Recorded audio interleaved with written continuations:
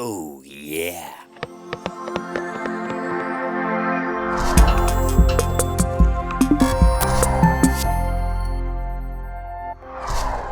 When Barbara leashed up her rescue dog Koda for their morning walk through Fountain Hills, it felt like a typical day.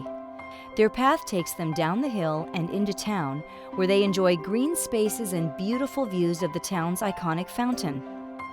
Koda loves greeting her dog neighbors and smelling everything around her. In the early hours of this summer day, though, there was a new smell in the air, one she couldn't quite put her paw on, but she was determined to figure it out. Koda pulled Barb over to the donation bench that sits outside of Fearless Kitty Rescue. This is where people leave food, blankets, and litter for the shelter. On this day, what sat on the bench was a black garbage bag that appeared to be moving and meowing. Carefully, Barb opened the bag and inside found an insulated cooler bag unzipped in the corner. She looked even closer, and out popped a black paw. Fearless Kitty happened to be closed that day, so a small village of people were called in to help, including Laura Meffam from Pal's Inn, who took the meowing bag to her home until the rescue opened the next morning. Once safely delivered back to Fearless Kitty, the cat was treated for injuries on her tail, given fluids for dehydration, and time to decompress from the trauma she had experienced. She was also given a new name, Juliane. Meanwhile, Koda and Juliane were an overnight sensation, and news stations across the valley picked up their story.